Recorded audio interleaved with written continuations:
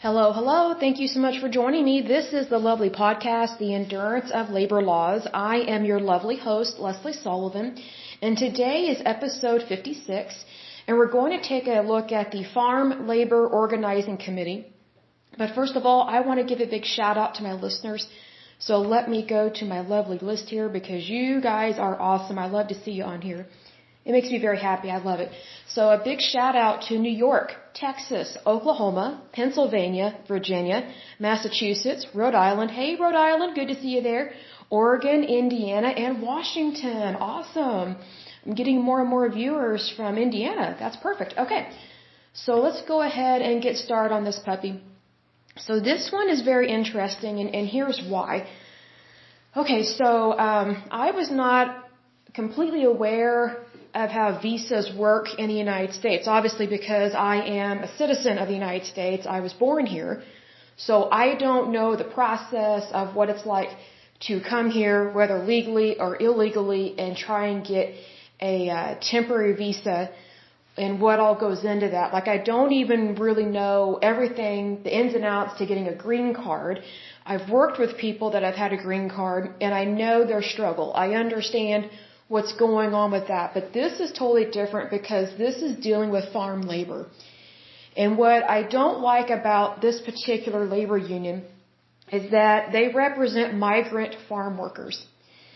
And initially, when I read that it was migrant farm workers, it made me think of gypsies. You know, people that just are on the constant move. And then the more I read about this organization, the more I was concerned about what we have allowed to take place in the United States going back several decades. And here's why I'm concerned with this one. And it's because this is basically a labor union that is endorsing people to come here, whether legally or illegally, and work jobs that need to go to Americans first. That may offend some people, but let me tell you why you should not be offended. Here's why you should not be offended by what I just said. If you are a citizen of any country, your labor and your wages come first before people that are not born there or people that are not an actual citizen, people that are from other countries, because if you are from the country that you are in and you have citizenship there, you're the one that needs a job. You know, you are not responsible for other people. You are responsible for yourself. You know, that's that individualism, that individuality, and that's not selfish, that's not greed, it's being an adult. It's being responsible. It's the right thing to do. That doesn't mean you're against people having a job, not at all. But the point with this one is that this particular organization, what it did was it kind of, how do I word this? It preyed on people that work in the migrant farming industry. And initially, it looks like it's an organization that is headquartered out of the United States because it says it is headquartered out of Toledo, Ohio, and has a location in the United States. However, some of their key people are from Mexico. And then they have migrant workers that come up from the Southern Americas, those countries down there, to get into the United States. And not all of them are legal. So this organization or labor union is promoting people coming here, whether legally or illegally. And that's a big problem. And I remember several years ago when I was working a contract, I was working as an office manager at a counseling firm, which was interesting in itself. But one of the people I worked with was a massage therapist. And she was shacked up with this guy. And he was a flake. He was a hippie. Like, she was probably in her 50s. He may have been in his 50s or 60s, but he, didn't cut his hair. He dressed really crazy. And he looked like a slob. I mean, he didn't even look like he bathed. Well, the woman I worked with that was the massage therapist, she was actually pretty nice. She was a little weird in the beginning because I was like, there's something not right about her. But I was like, well, give her a chance. You know, when you're meeting people, give them the benefit of the doubt. That's the way I look at things. And so we got to know each other. I was like, oh, she's actually kind of nice. And so she invited me over for a dinner. And it was me, her boyfriend. It was at his house, which she was shacked up with, and which I didn't know that. because that makes me very uncomfortable going over to someone's house where they're shacked up, because they're basically pretending to be married. And they think they're married, but they're really not. So they're basically already living a lie. So if someone's living a lie that way, it really opens the floodgate to live a lie in so many other ways. So that's what gets my attention with that. Because if you really are married, then you're married. If you're not married, then guess what? You're literally not married. So it was me, her weirdo hippie dippy boyfriend, who was a fat, ugly slob, and a know-it-all. I mean, he acted like he was an encyclopedia, but I mean, he didn't know squat. Even I could tell. And I was like 40 years younger than him or something. I could totally tell he was ignorant. But he had a way of trying to schmooze people, and he could easily fool people, but not me. So it was me, those two, and then 2 other women, and they were her friends. And so I was like, wow, this guy, he really is a hippie. He loves to be surrounded by women, because there were no other men at this dinner, which I thought was odd. I was like, we just basically sat at this table. It was a nice dining room table, but he was at the head of it, and it's like, you could tell he just kind of viewed it as his little harem. It was weird, and it made me really uncomfortable, because I was the youngest woman there.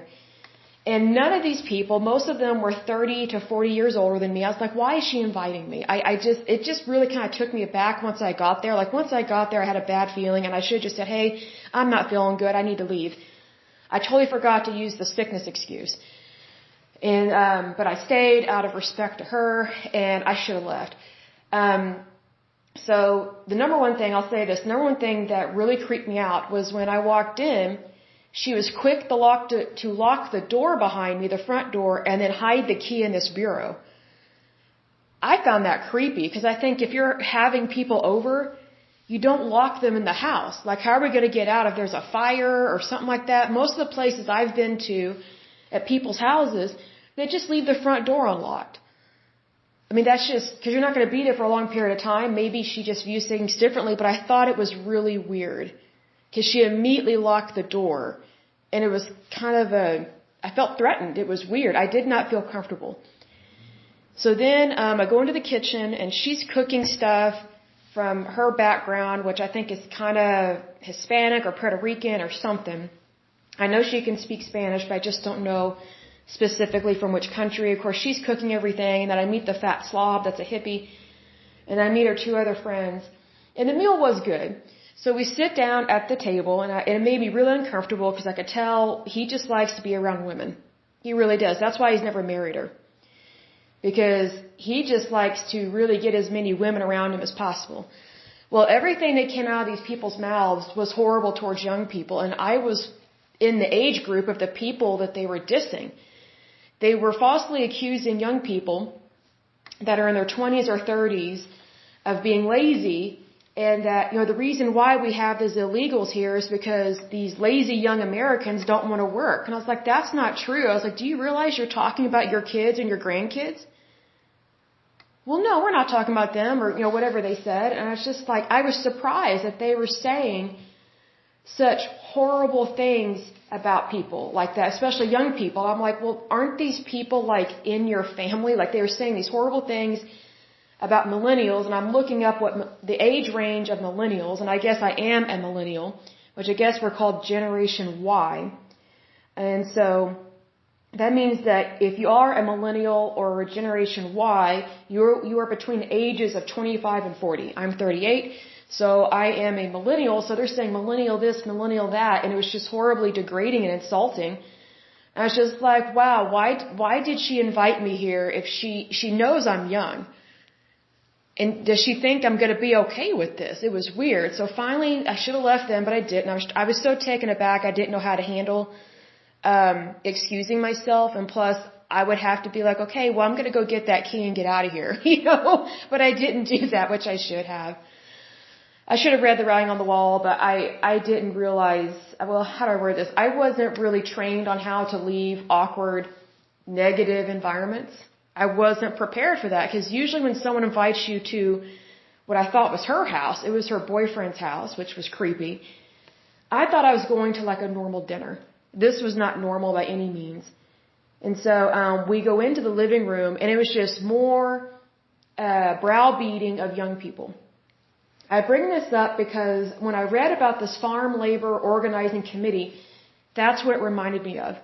Because we have a lot of people that are older than millennials, and they think we're just all a bunch of lazy bums. And that that we should be okay with illegals coming here and working because you young college students, think you're too good to work. That's not true. Are there some snobs? Sure, but there are snobs in every generation. Every generation. But most of the young people I have met are really good workers. They love their country. And if anything, they would love to go work on someone's farm, especially during the summer months, in between semesters or something. They would love that. And they actually love their communities. But if you're only going on the opinion of the people that I was around, then you're really not getting the whole story. And another thing, if you're going off these people's negative opinion, then you're going to give in to the temptation of not honoring the labor laws of your country. You're not going to honor and enforce immigration law. Because that's the thing, this hippie guy, he was slowly convincing these other women in the room that, because young people are lazy, we should just allow all these illegals here. Because our people don't want to do the work anyway. And I'm like, that's not true. It's not.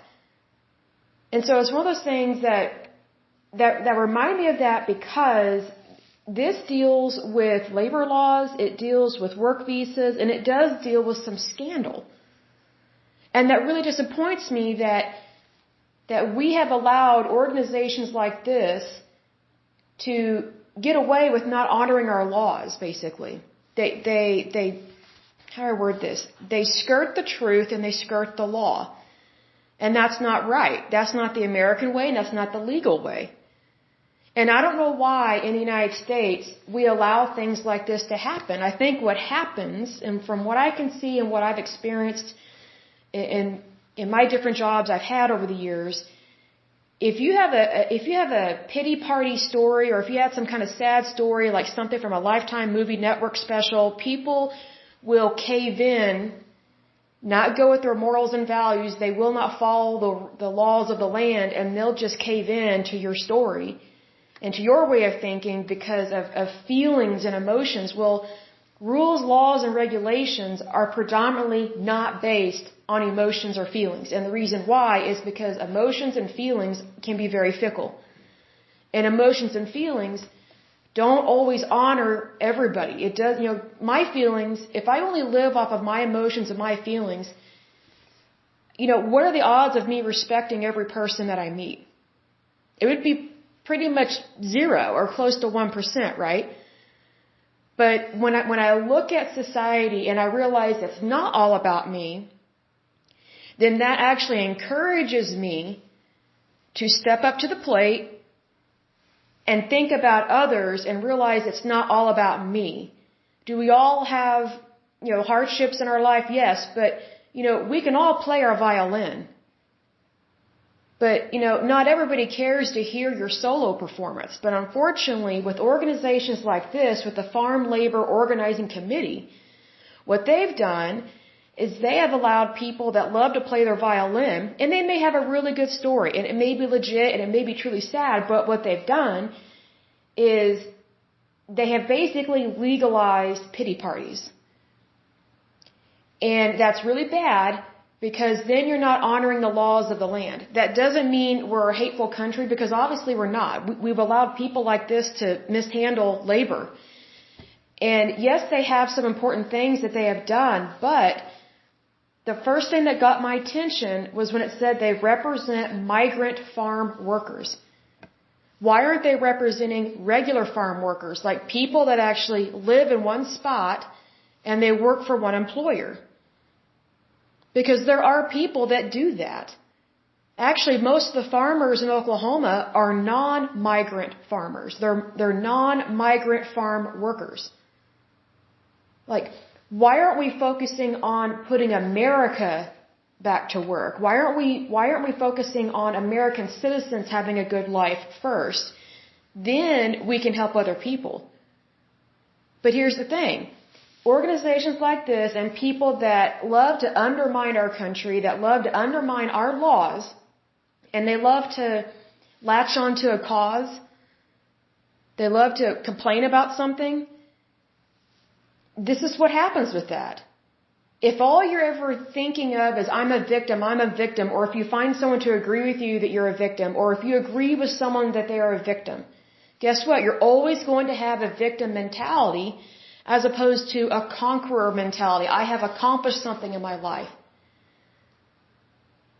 I mean, they do have a few points in their favor here, but it's not many. And I don't mean that in a positive way to have some points in their favor, because that doesn't describe it fully. I mean, there are some things that I agree with them on that, when you're working in the farm industry, it's a rough industry. Most of the time, it's a grueling job. It's very difficult. It's not an office job. You're not an actor or an actress or a runway model. I mean, you're not a photographer. Like, this is usually hard labor. It's very intensive usually. And most of the time, it's not completely safe. That's not to say anything against OSHA or other things, but, farming equipment can be very dangerous just on its own. One thing I do agree with them on is to help make the workplace safer in terms of the equipment, and also help raise their wages within reason, and to do it in a very appropriate manner. But unfortunately, as we've seen with other labor unions, this one bullied people. And they even had violence within their own union. So let's go ahead and start on this one. But first of all, I want to get a drink of water, so I'll be right back. Okay, I'm back. So let's go ahead and get started on this one. So I kind of wanted to give you a general introduction of kind of what we're going to be looking at, because it is a different one. I was not expecting this at all. I didn't know that we had labor unions that, I was going to say proactively and basically illegally represent migrant farm workers, even those that are from other countries.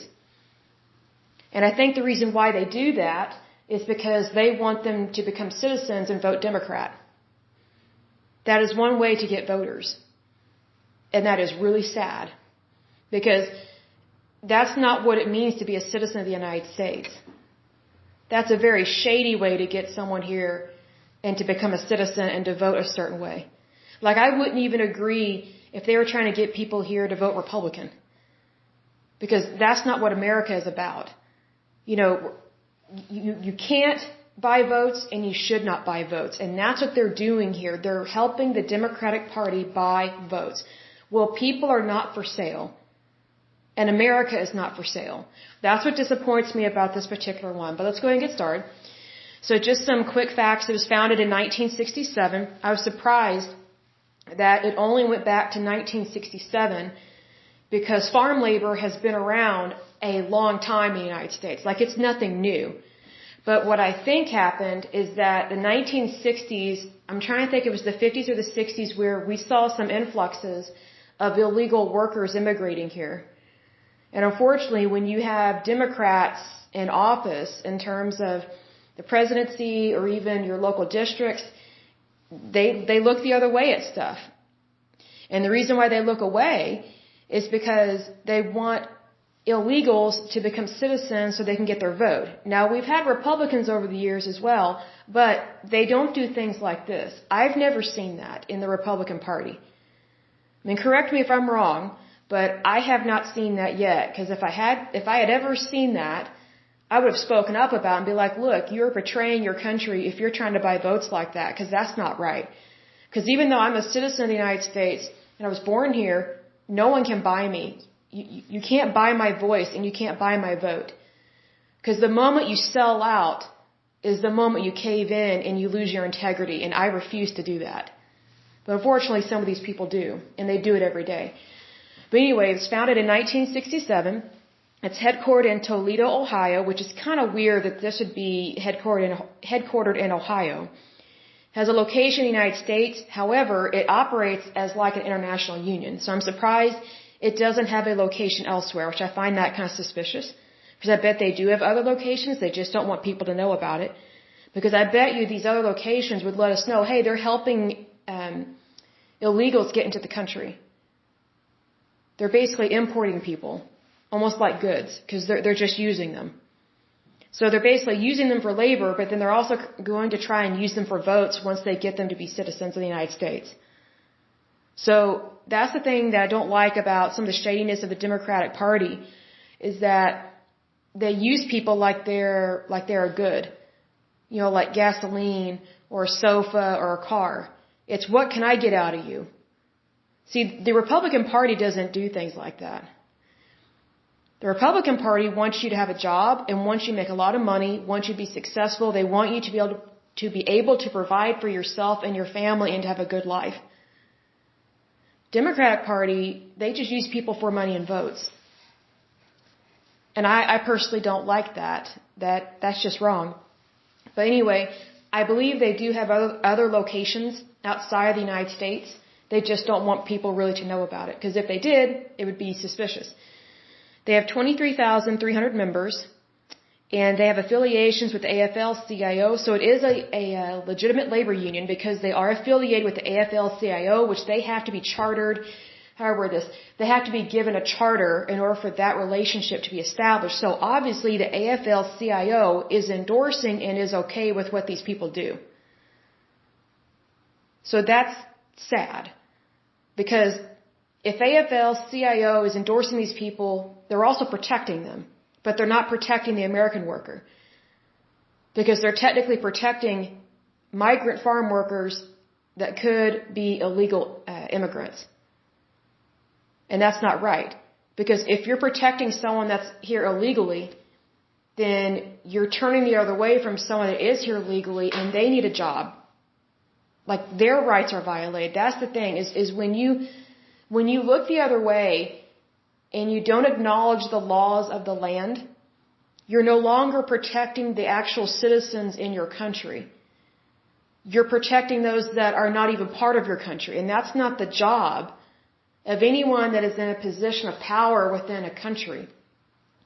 You're supposed to protect those that you're supposed to protect. Like the United States, we are the policemen of the world, or policewomen, whichever way you want to go with that. But we are not responsible for everybody on the planet. Some people think we are, but we're not. Like I personally don't care to be responsible for everybody on the planet. That's not our job. That's socialism, technically. And that's not a good way to function in a society. Because then you lose equality and you lose freedom. And one way we lose freedom is with organizations like this. They prop up illegal immigrants and migrant farm workers, any kind of migrant worker actually. They prop them up like they're more important than people that are here and are already citizens, and that's not right because it creates inequality. So technically it is suppressing the rights of people that are legally here, and it's oppressing people that actually have citizenship. And they think they have the right to do that. So what's sad about this one is that yes, you have this labor union, but they're being protected by this other group, this affiliation that takes them in under their umbrella and helps them kind of get up and get going. That's the AFL-CIO. So obviously, this is why, I don't know how to describe this, but this is why labor unions don't really care about people. They make it seem like they do, but they don't. Because if they actually valued the American workforce, people that are already here in the United States and that are citizens, if they really valued the American workforce, they would not allow things like this to happen. They would stand up against it. But instead, they're making deals behind closed doors and twisting arms of congressmen, senators, and legislatures. That's not appropriate at all. In fact, it's inappropriate, it's illegal, and it's immoral, unethical. I mean, I could think of a whole bunch of other words. But, this is one of those things that we need to wake up to this, because some of this has gone back decades. And some of this, I remember some of this coming up soon after, I think 2004 or 2005, because I remember the HB something visas coming up. I was in and out of school in terms of college, but I remember, because I love to watch C-SPAN. That's one of my favorite channels to watch. Because it's very calming to me. I don't know why, but I find it very calming and you learn a lot. And I also love to watch the British House of Commons on the BBC. I love learning about the UK's government. I also find that very calming and it's really educational. But when I was watching C-SPAN one time, I just happened to be in between classes or something, so I turned on the TV. And I heard about these HB visas and what was going on with these, and I just thought, what in the world are we doing? Having any kind of visa that's not for a citizen of the United States. Like, why are we allowing foreign workers to come in here of any kind and take any kind of job away from the American workforce? And the excuse that I hear all the time is, well, Americans are mostly middle class and they don't want to do that kind of work because they think they're too good for it. Are you kidding me? Why don't you go to Texas or Oklahoma or Kansas and meet the farmers that live there?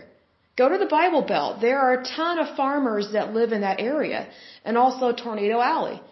There are a lot of hard-working American people that would love the opportunity to have these kinds of jobs. They don't think they're too good. What's interesting is the people that typically think Americans are too good to do this kind of work, they're usually people that are from the coast, the East or West Coast. And it's like, it's like calling the kettle black. You think that we think we're too good to do that kind of work, but yet you're on the coast and you look down on us because you think we're hicks for living in the central part of the United States. But let me tell you something. When you live in the central part of the United States, you have to be tough to live here. Like just in Oklahoma, you have to be tough to live here. We have extreme weather. We have blizzards, snowstorms, ice storms. We have black ice, white ice, tornadoes, sleet, hail, floods. We have flash floods, and they're very dangerous here. I talked about this in like a way previous podcast, more towards the beginning, that sometimes we have floods and our soil is not the best soil. It's not like the South or what's that called? Not Silicon Valley, but Napa Valley, I guess, I think is what it's called out in California. Our soil is not rich like that. I mean, we can still grow stuff here, but it's not the same as other places. But our soil, it gets easily washed away with water. So whenever we have flash floods, what's really scary is when the water picks up that soil and then you're driving, like especially at night, and you can't tell you've run into water until you actually hit it because the water doesn't glisten anymore when it has dirt in it. So all you know is that the road has just completely disappeared, and next thing you know, you're in water, and that's what happened to me. So it's one of those things like you have to be tough to live here. So I always find it interesting whenever people that are from the East Coast or West Coast turn up their nose at us, and I'm not saying all of you are bad, you're not, but it's usually some of the people you see on TV, which is why I hardly ever turn my TV on except to watch something I really want to watch, which is usually a DVD or Netflix or something. But there's just this snobbiness that usually from the coast, that they think that the rest of us don't want to do that kind of work. So, now we're going to have these foreign workers come in and, oh, they're poor. They've had a hard life. We should just have them all be citizens of the United States. Are you kidding me? You're screwing us out of our work. And you are decreasing our safety by allowing people from other countries to come in here unlawfully and illegally. They may or may not even have real documents on them. Like, we don't even know if their papers are legit. And then based on who's president, there's some presidents that are for Border Patrol. There are some that are not. Well, being I'm from Oklahoma and we're close to the border, I feel sorry for Texas and Arizona with this, but, we are fairly close to the border and we have major highways. And so we do get problems here with drugs and violence and gangs and things like that. It's not as bad as Texas, but safety is very important to the central part of the United States and people that are closer to the border, which California and, the states on the West Coast and the East Coast, they don't understand what we deal with in terms of really valuing border patrol and controlling our ports of entry. Because it's, here, let me put it this way. Like, I know that there are drug problems in Los Angeles, and they have a huge problem with homeless people. I know that. But I don't ever take the attitude that, well, I know more than you, even though I don't live there. I don't know more than you. What I do know is that you've got some huge problems there, and it's not being handled correctly. I do know that. But my point is this. whenever people from the coast look down on us for things that we have going on here, that would be like me looking down on where you live, even though I don't live there and I don't know everything. So, I don't know how else to describe this, but it gets old when people who are not from an area think they know everything about our market, they think they know everything about our communities, and then they're trying to tell us what to do, but yet they're not even willing to honor the laws that are on the books at a federal or state level. And I just want to say, who are they to tell us what to do? These snobs on the coast. And if you're not a snob and you live on the coast, then obviously I'm not talking to you. But it's one of those things, it's like, we really need to work on being a nation and coming together, not pulling apart. And organizations like this that are labor unions and they're dealing with immigration, they are ripping our country apart by bringing in people that are not supposed to be here.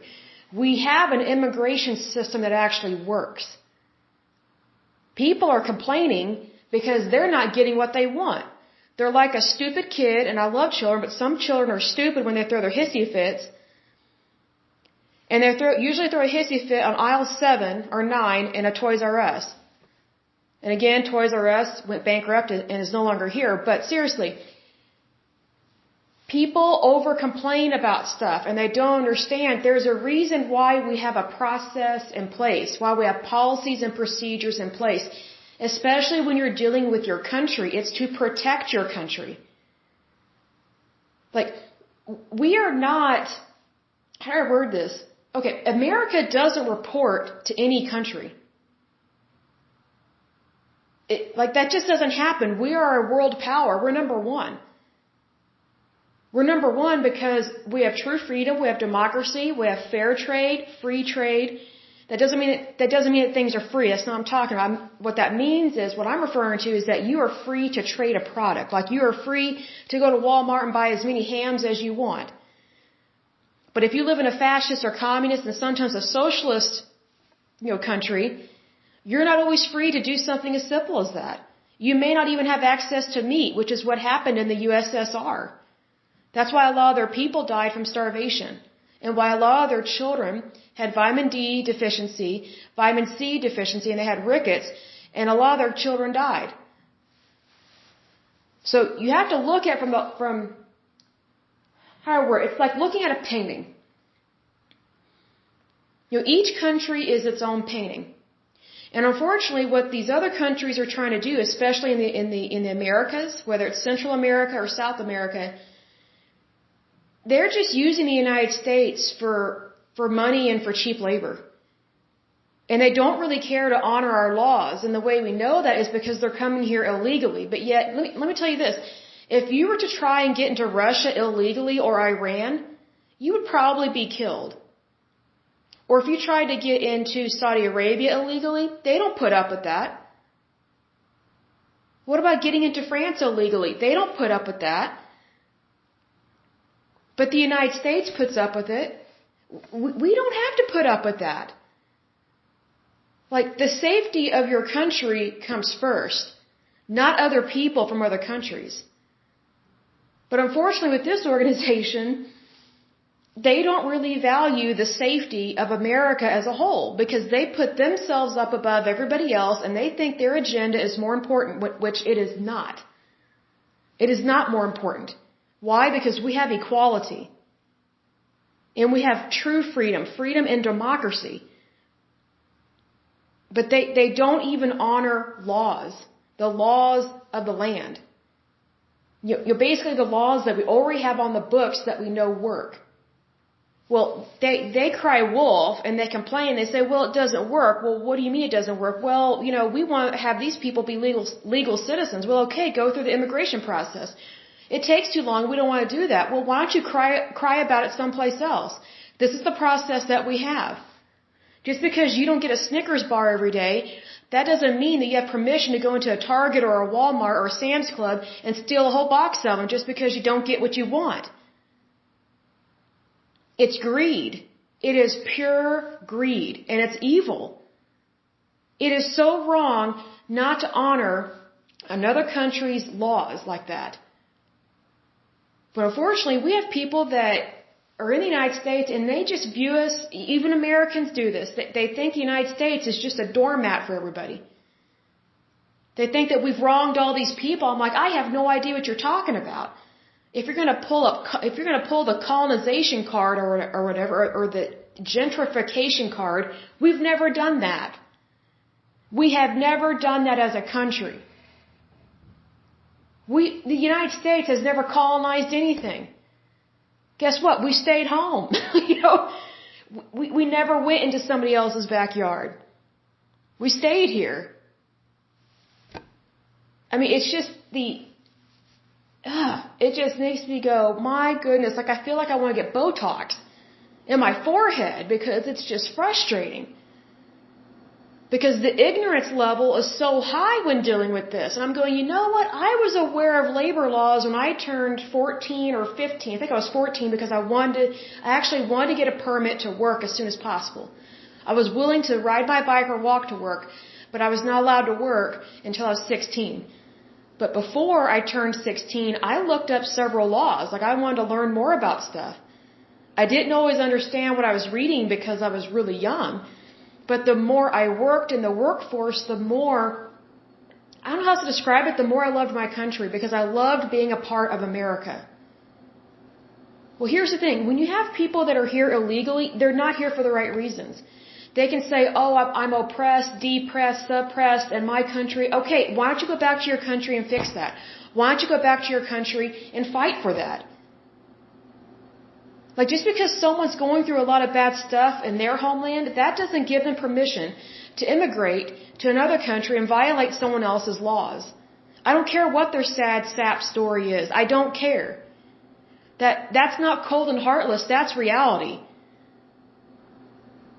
What I find interesting, I'll say this as well, what I find interesting about the liberal left, because not all Democrats think this way, it's just the crazy nutbag liberal left that think this way.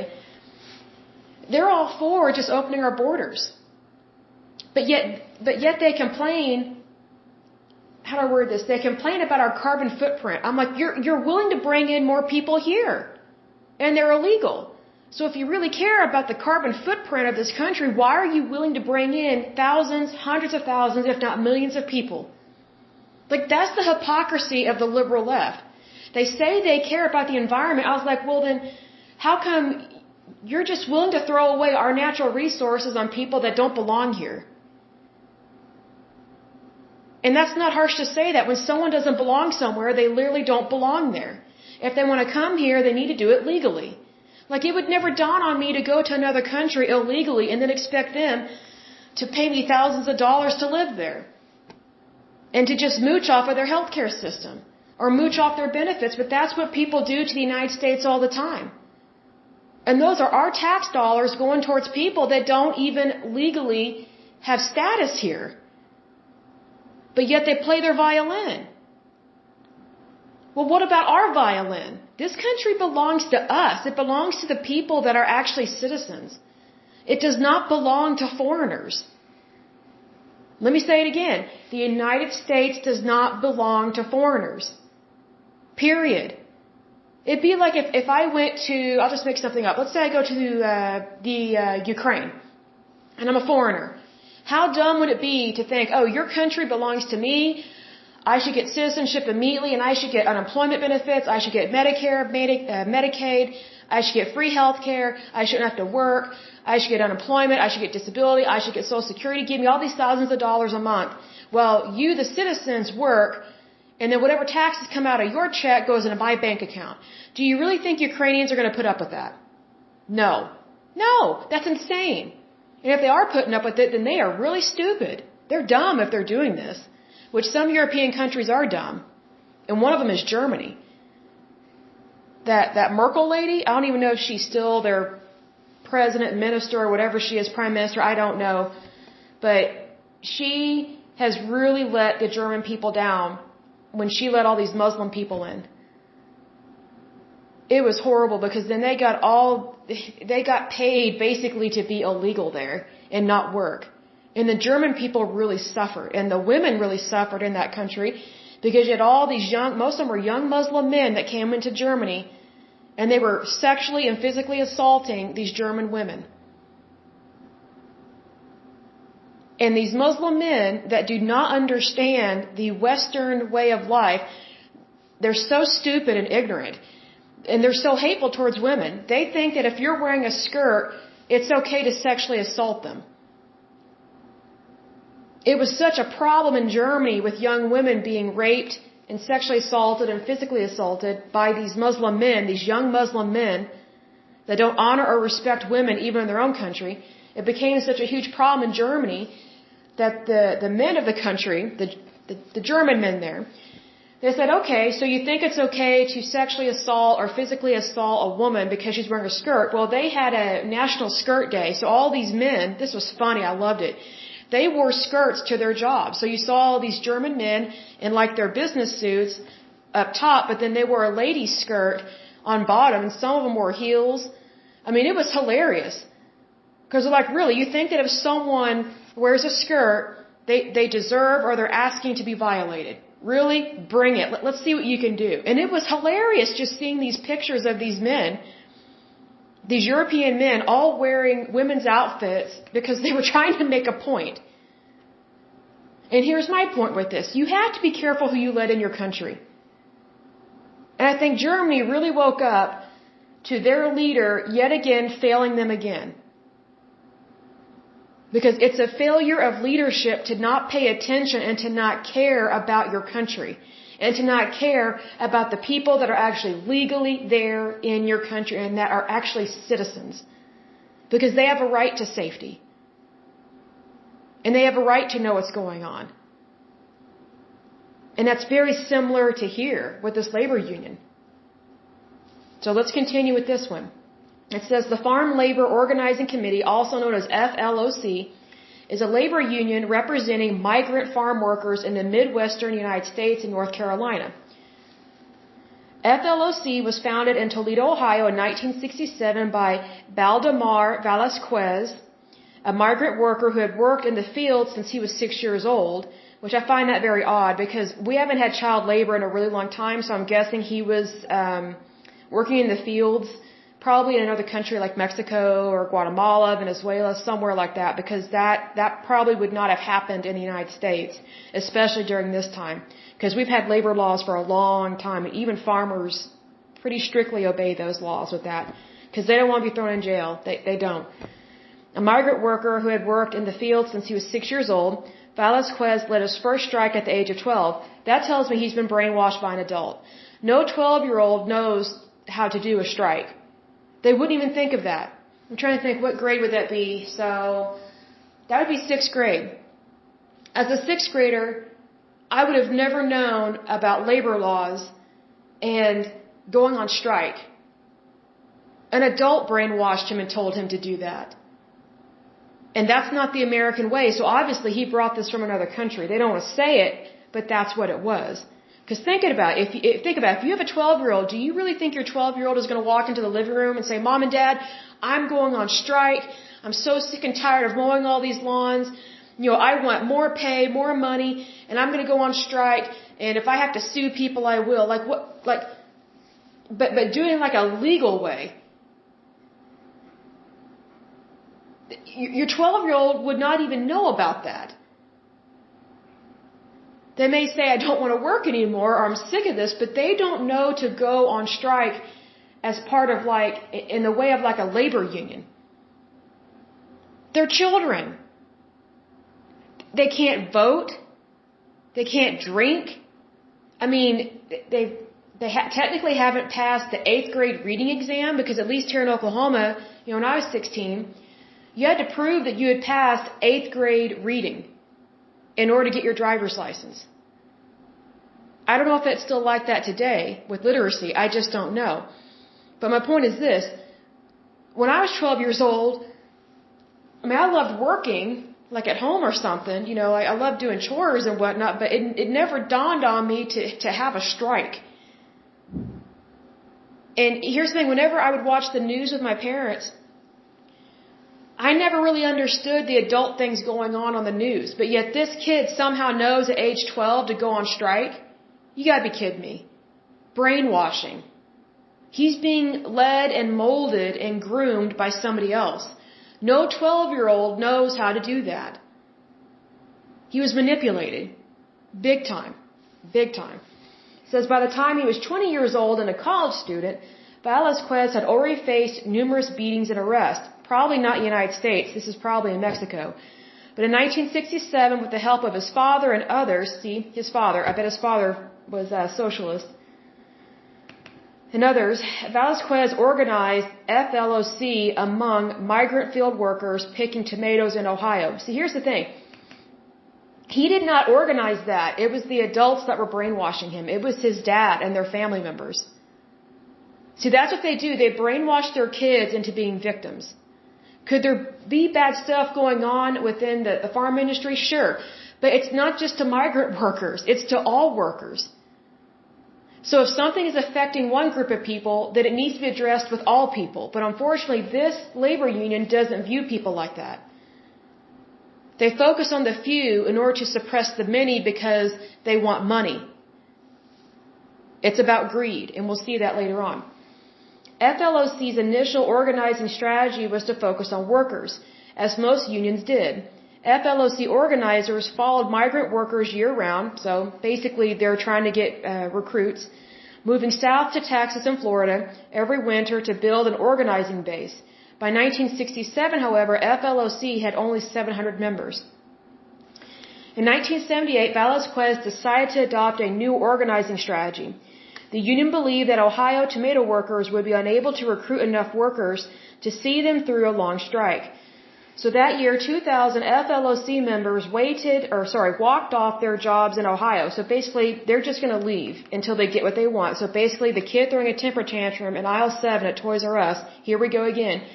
While some growers were willing to negotiate, big canners such as the Campbell Soup Company were unwilling to pay the higher prices which would accompany a unionized workforce. FLOC initiated a boycott at Campbell's.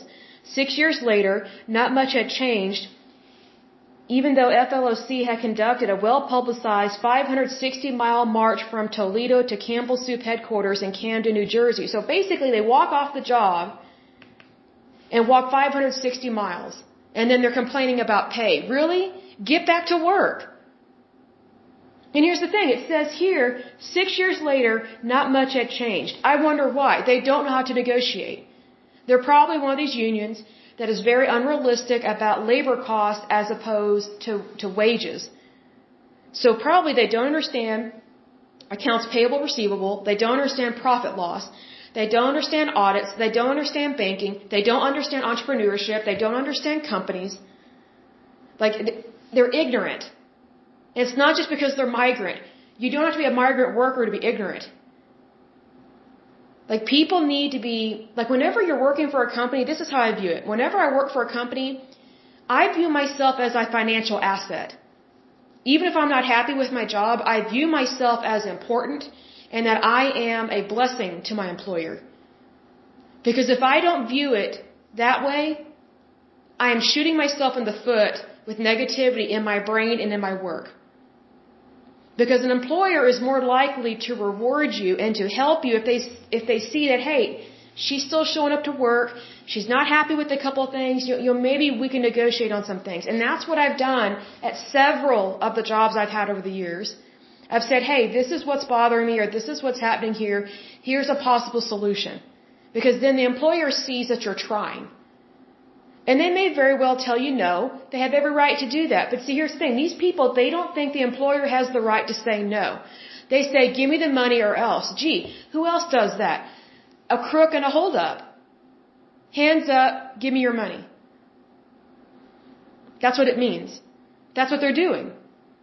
They're throwing a pity party, and then they're publicizing it to get the public on their side. I was going to say the mass media, but that's not true in this case. They're basically crying wolf, but yet they're not even doing their job. Now, if someone was still showing up to their job and still giving it their best, but yet they're like, hey, we want to work this out. We need to negotiate. Here's what you do in this situation. You bring the numbers to the table. You do your research. What is your labor costing the employer? What are your wages costing the employer? And also, what are other people within your industry, what are they making an hour or a year? Is it reasonable what you are demanding or what you're wanting? My guess is that it was not reasonable. Because it usually is not reasonable with these unions. It's almost always an extremely inflated amount, and it's like never good enough. Well, you know what that reminds me of? That reminds me of people that are in couples therapy. And it's like you always have one person in the relationship that just caves in all the time. Which means the other person is the manipulator and the more dominant spouse, right? Well, eventually those marriages fail. Almost all of them fail when that happens. Because you have one person that won't stand up, but they've been bullied so much that they can't take anymore. And then the other person who is the bully, nothing is ever good enough. So then the person that's been bullied so long, they're like, I can't take it anymore. I'm out of here. That's what it reminds me of. It's bullying. Like if you really care about someone, you don't bully them. Especially if you disagree with them. Because if you want someone to come to your side, you find common ground. Even if it seems impossible, you find common ground. Not just to get your way, but to be kind and respectful. But these people did not do this. And I'm not surprised. Because the kid was brainwashed and he thinks that he should be able to do whatever he wants. Well, sorry, you can't. Maybe he needs to grow up and be a man, but probably he did not. So it says here, even the support of the National Council of Churches and a group of Catholic bishops in Ohio failed to sway the company. Okay, so we already know how I feel about the Catholic Church. And I forgive them. Again, I forgive them. In regards to this really disappoints me that this bad behavior of Catholic bishops goes back this far. And this is back to 1983. What this reminds me of, it reminds me of when there was, I think Obama was president. I think it was President Obama that was president. We had all these illegals at the border. That they rushed the border, I guess, when President Obama became president. Because they knew, let me put it this way. The whole planet knows that whenever the United States gets a Democrat in office, people can push the envelope, they can ignore our laws, and they can just rush our borders, and the Democrats will be like, oh, we feel sorry for you, give us your vote, and they just cave in. Well, that's what happened at the border with Mexico here. So what the Catholic Church did here in the United States, especially in Oklahoma, via Catholic Charities as well, they were trying to send people down there to try and help these illegals get into the country. And they brought lawyers. They were trying to hire and recruit. Oh, not only were they trying to hire lawyers, the Catholic Church from Oklahoma, they were trying to get lawyers to volunteer, so not even pay them, to help them go, or they were not even wanting to pay lawyers from Oklahoma, but wanted to go down to the border and help illegals become legal, like help them with the immigration process. I'm like, wow, how cheap and stingy can you be, Catholic Church? I mean, it's just unbelievable. But you have these bishops that they're so, anti-capitalism, they're so anti-America, they're so anti-democracy, that they don't even honor the laws of the land. And they side with the wrong people. And that happened back during Obama's administration. Because I remember hearing some Catholic bishops online, on the radio, and I think at the Sooner Catholic here, about Catholic Charities and the Catholic Church were trying to get volunteers to go down to the border and help these immigrants or these illegals. I'm like, why are we going down there? It's the Border Patrol that needs to handle that. But the Catholic Church, they had their own agenda. They thought that we should just allow anybody into the country. I'm like, wow, so obviously the Catholic Church doesn't know how to run a country. They obviously don't value safety. And they obviously don't value our laws, our federal laws, much less our state laws, but our federal laws. But think about how many court cases have gone to the federal court and the Catholic Church has been like, oh, we're being oppressed, or this is being done to us, or this is what we don't agree with. It's like, really, so you're fighting for your rights, but what about the rest of ours? That's the thing. That's another thing that disappointed me about the Catholic Church, was that it put other people ahead of the safety of the people that lived here in this country. I was like, so because we actually live here and we're actually citizens, we don't matter anymore? And you're just going to use me for money and for the services I can provide?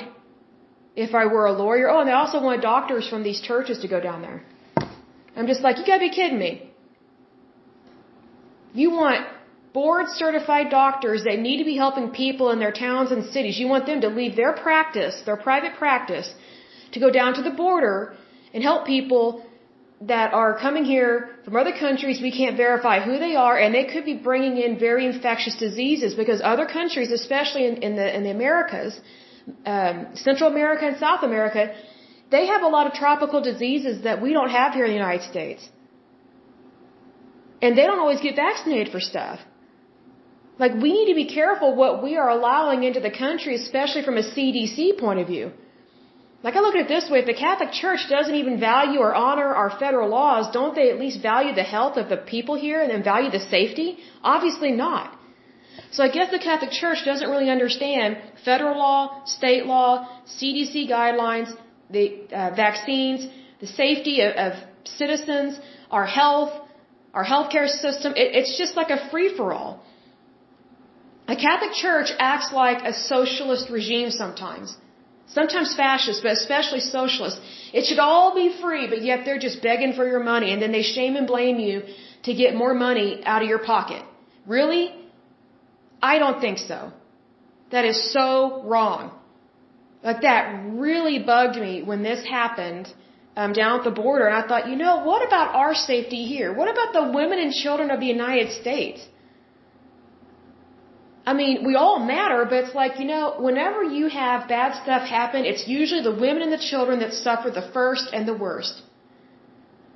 So I always get real concerned with stuff like that. Because if their lives matter at the border, my life matters. But when the Catholic Church gets involved with stuff like this, they're not honoring both peoples. See, in this particular example, when it said a group of Catholic bishops in Ohio failed to sway the company, well, that's the heavy arm of the fascist Catholic Church bullying this employer. Who are they to tell a company owner what to do? They don't own it. You know what that reminds me of? This reminds me of back in England, back when King Henry VIII, which he was not a good man, but back when he was king, and he's the one that killed a bunch of his wives because he wanted a male child. And then the one male child he did have, one of them, I don't remember how many kids he had, but one of them, he did have a male child and it died because it had a blood disorder. But anyway, King Henry VIII, he got really angry at the Catholic Church. Number one, because the Pope would not grant him a divorce or an annulment from his first wife. And then secondly, the Catholic Church got, they had way too much land, way too much power, way too much money, and the king took note of that.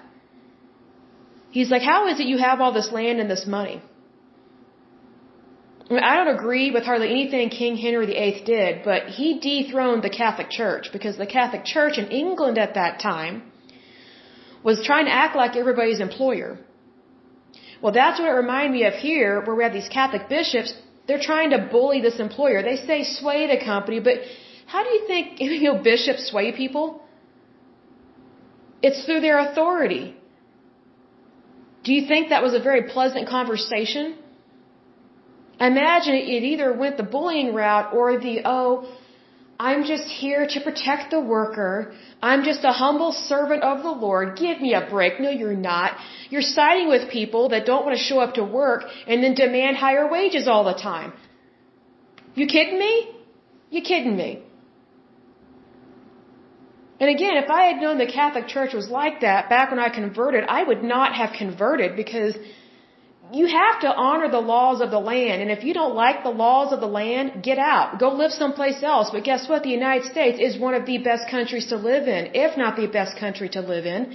Why else would people be trying to get here illegally? I mean, I just find it interesting that the Catholic Church, the thing that really bugged me about this, and also with the thing that happened during Obama's years, was that the Catholic Church was basically just using the Democrat that was president as a way to not honor our laws yet again. And to do what they want, because they claim to be humanitarian. I'm like, really? So being humanitarian means that you can break the law. Or you can find a loophole. So it's okay for you to find a loophole, But if somebody else finds a loophole, especially an executive on Wall Street, oh, they're evil. They should go to jail. They should pay millions of billions of dollars in fees and fines or whatever. Go to federal prison. But yet look at what the Catholic Church does. They find loopholes all the time. Why? Because they're considered a nonprofit. They make bank. They are not poor and they are not broke. You just open up their vault and see what's in there. Just think about all the millions of dollars that have been doled out because of these lawsuits that we discussed in a previous podcast. But see, here's the thing. Again, you have the wrong people in leadership. And in this case, these are some really bad dudes doing this because here they are trying to intimidate a company, trying to tell them what to do with their labor force. If I'd been the CEO, I'm like, well, I guess you can leave my property and don't ever come back. Enjoy the soup. But you really have no say in this company. You're not on the board. You don't pay their wages. You don't make decisions. You don't have to deal with the state laws, federal laws, local laws. You don't have to deal with any of that within this company. You don't own it. So stop acting like you do. That's what that happened there. People may not know that just from looking at that one sentence, but that's what is behind that because I've seen it before. Sometimes religion, it can be used for good and it can be used for evil. And I think that was very evil what they did. And I'm not just saying that just because they're Catholic bishops, but here's the thing. I don't like it when people use religion to bully somebody. It's wrong. I don't care if it's the Christian faith, the Muslim faith, Hindu, Buddhist, whatever. Don't ever use your religion as an excuse to bully somebody, especially when you're doing the wrong thing. I mean, it's just like, you gotta be kidding me. One of the things about being a Christian, and I do believe, these Catholic bishops are Christian. I do believe they are, but they failed at this. They failed at being a Christian in this scenario because they're not honoring the laws of the land. And they're trying to intimidate and bully an employer. I mean, do you think Jesus would be okay with that behavior? No. I mean, not the Lord I serve. But unfortunately, they give themselves permission to get involved in stuff they have no business being a part of. And they're not even educated enough to understand what's going on. Because, bishops, they don't run a business, they run an archdiocese or a diocese, whatever the case may be. If it's a diocese, I think it's just a bishop.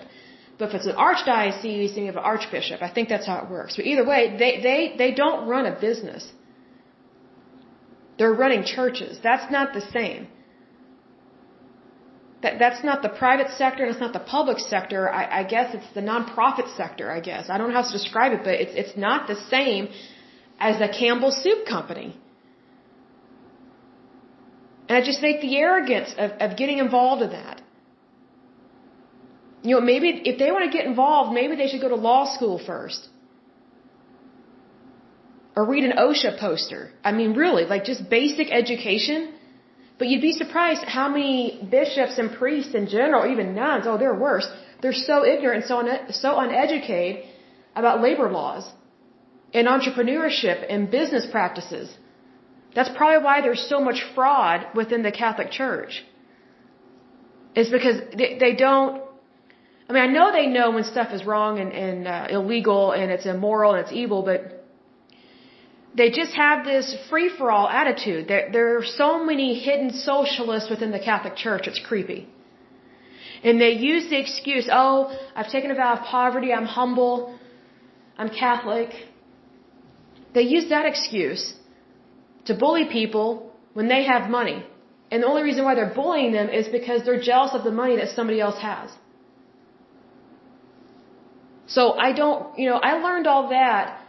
As I said before in a previous podcast, whenever we had these priests from other countries come visit us, one of the parishes I attended was very wealthy. We were known as the money pit, and I hated that. I just hated it because we were being used for money. If someone had a pet project, there was a priest in another country, they were given permission to come here and try and hit us up for money. We hated it.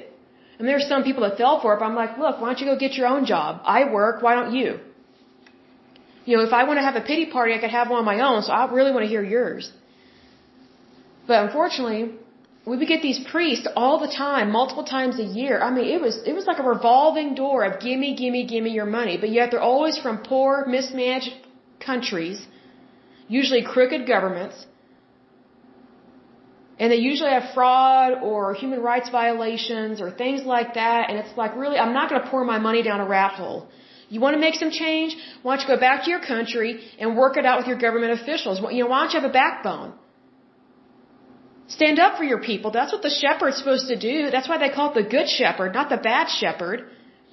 Like, what kind of a shepherd leaves his flock and says, oh, I'll be back in 2 weeks. I'm going to go to this rich country, go get some money. You guys just feed off the grass, but don't walk off the ledge. That's what that's like to me. I would just sit there in the pew and go, are you kidding me? Yet another bad shepherd come here begging us for money. Who's watching and tending his sheep? And who gave him permission to come here and ask for money like this? It was a revolving door. I'm just, the first couple ones that came through, I didn't give to any of them. But I was just like, I hear your sad story, so I pray for them, and I just stopped praying for them. I'm sick of hearing it. Because they would try and shame you into giving you money. Trying to shame you into giving them money. And they wouldn't give you money, not by any means. Because, quote unquote, they're humble, they're poor, they're doing the work of the Lord, so that gives them permission to shame and blame you, especially if you have money. And because if you have money, I use that whole, that verse from the Bible, it's easier for a camel to walk through the eye of a needle than it is for a rich person to get into heaven. They use that all the time to demonize money and to demonize rich people. I'm like, that is not even what that verse is talking about. They pull that one verse out of context and they manipulate it.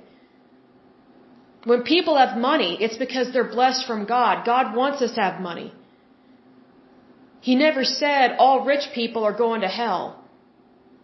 He never said rich people can't get into heaven. That's not what that means. But these priests that would come visit us that were greedy, and they were usually hideous slobs that came to visit us. I'm like, really? At least brush your teeth. At least brush your hair when you come into this country.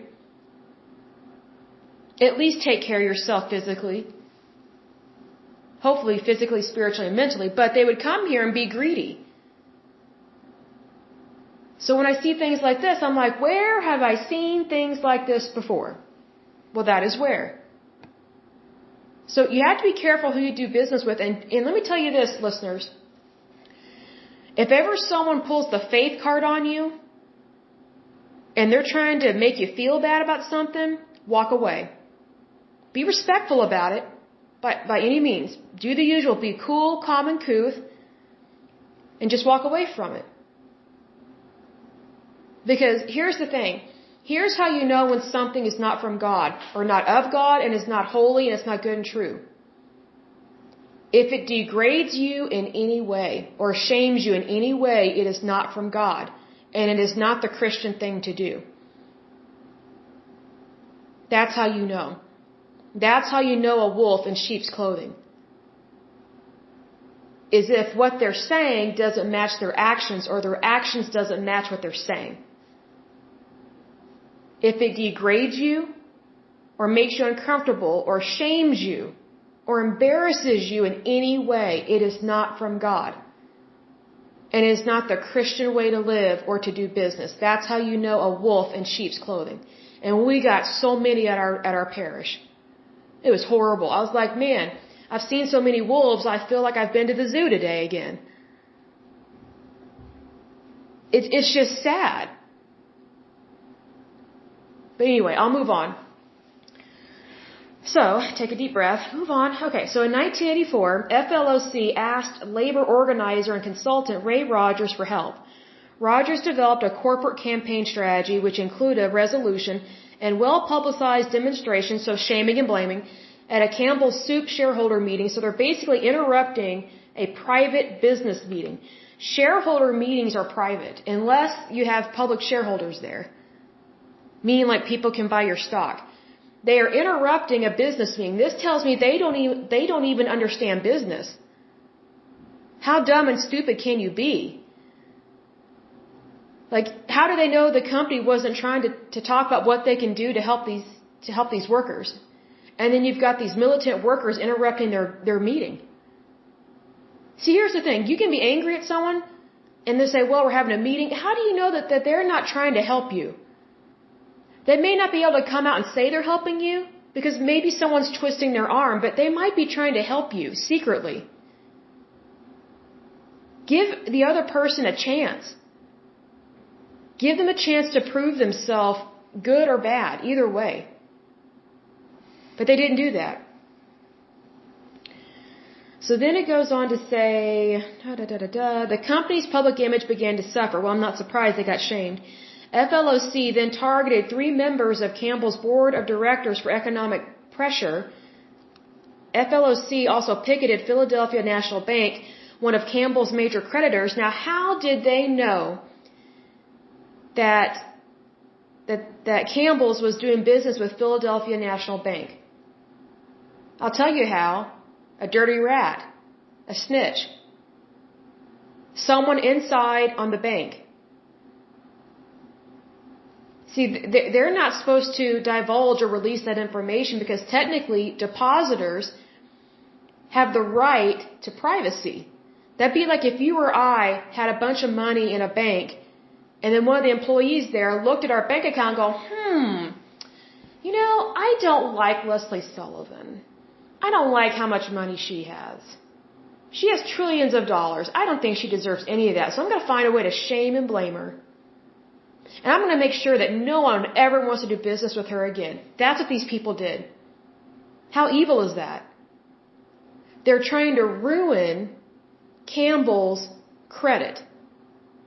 Like, how would you like if someone sabotaged and ruined your credit score because you didn't do what they wanted you to do? Or you didn't do what you know what I mean. They didn't get their way. Because you wouldn't cave in to their wishes and desires. That's evil. But you see, here's the thing. They give themselves permission to do evil things because they value their rights more than yours. That's wrong. It's selfish and it's greed.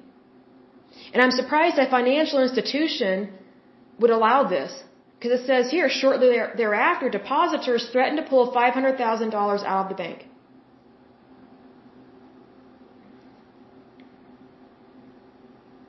That's really sad. So basically, punching the bank, punching Campbell's, it's horrible.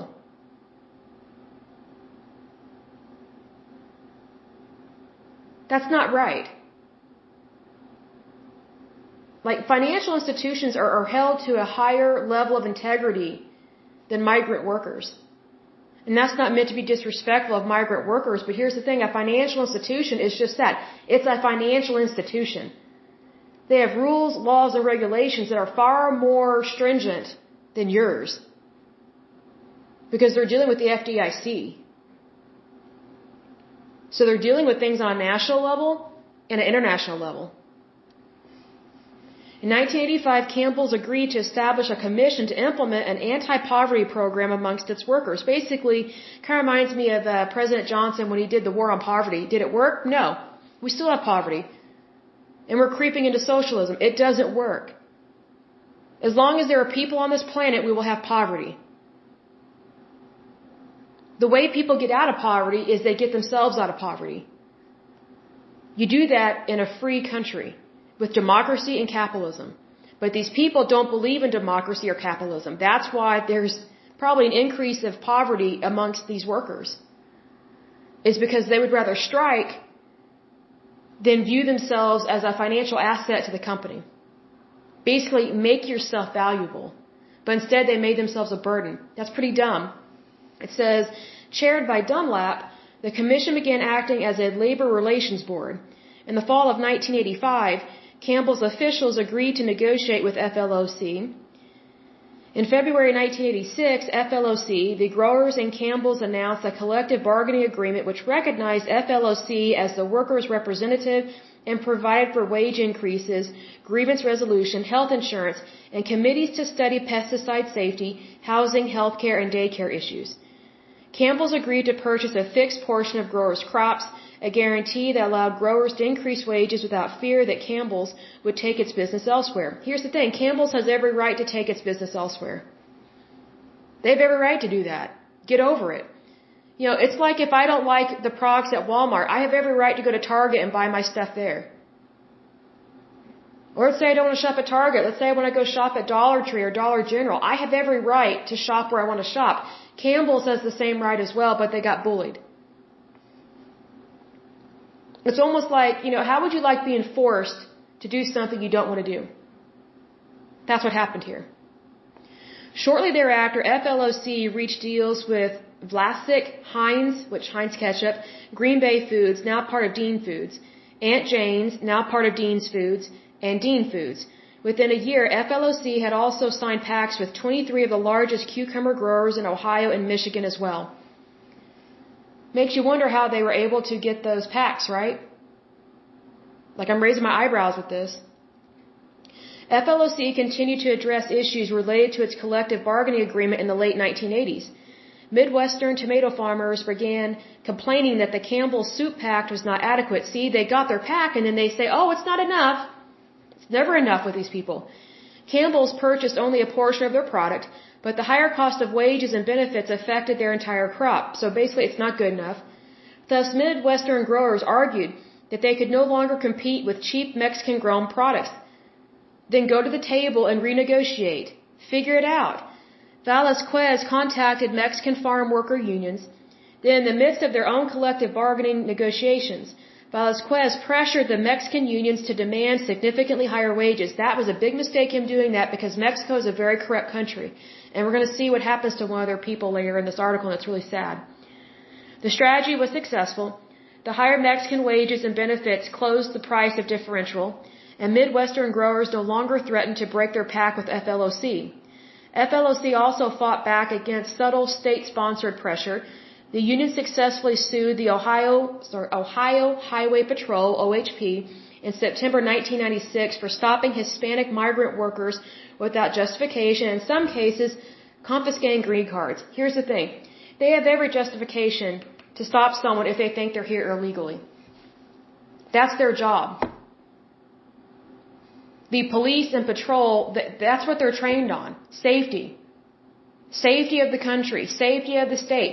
Safety of the area. If someone is there illegal, they want to know who, what, when, where, how, why. I will say this, they did not have the right to confiscate green cards. Because that's wrong. The other stuff, they have every right to stop somebody. Are they profiling? Sure. Yes. Do they have a right to do that? Yes. When someone sees me and they're profiling me, they know I'm Caucasian, I have blonde hair at the moment, I have kind of dark brown hair because I dyed it really dark brown several years ago. Now it's growing out blonde again. They have every right to profile me. Okay, white woman, semi-blonde hair, green eyes, whatever the case may be.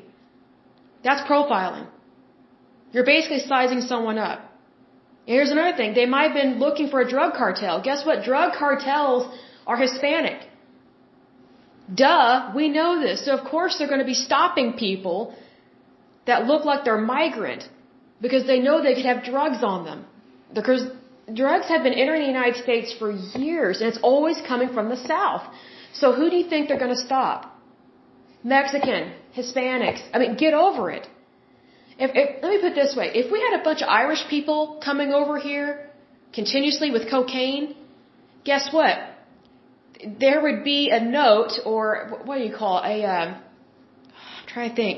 Whatever that an acronym is, whenever the FBI or the police need to be aware, like a most wanted, or there's a particular group you need to look out for. If you see a huge influx, I'm making this up, if you see a huge influx of Irish people coming here, we've got a huge influx of cocaine coming in for Ireland, you need to stop every Irish person from Ireland and inspect their bags. That's what you do when you suspect something. You don't always have proof, but you have to. You have to believe in the goodness of law enforcement, and that's really tough for me to say sometimes because we do have some bad police officers here in the state of Oklahoma, but here's the thing. If they have a warrant, or if they have a news flash or something, I don't mean like from the TV, but I forget what it's called when they get a notice, almost like a travel notice of something that's hitting the country. And it's coming from a certain area, it's a certain group of people. hey, if you see someone that fits this profile, you need to pull them over and ask them some questions. Guess what? If it fits that profile, guess what? That's profiling and that's legal. Get over it. That's what they're supposed to do. That's their training. I mean, that's just part of how you run a good country. That doesn't give them permission to abuse them, to steal from them. None of that. I can't stand that stuff. In fact, I hate it. Because it's immoral, illegal, and it's wrong. But profiling is legal and it is the correct thing to do. If you're looking for something specific and you're supposed to be aware of something, they need to be profiling. But there's an appropriate way and an inappropriate way. I'm always for the appropriate way because it should be legal on a federal and state level. To me, it has to satisfy both. In December 1997, a federal district court judge issued a preliminary injunction restricting the OHP from questioning motorists about immigration status. I completely disagree with that federal court judge. And seizing immigration documents. I agree that the seizing immigration documents is illegal, but not the first thing. Questioning motorists about immigration, they have every right to do that. Here's the thing, a federal district court judge did not honor the law of the land from a federal level. Immigration. That's basic to any country. Immigration, to know who is coming and who is going in your country.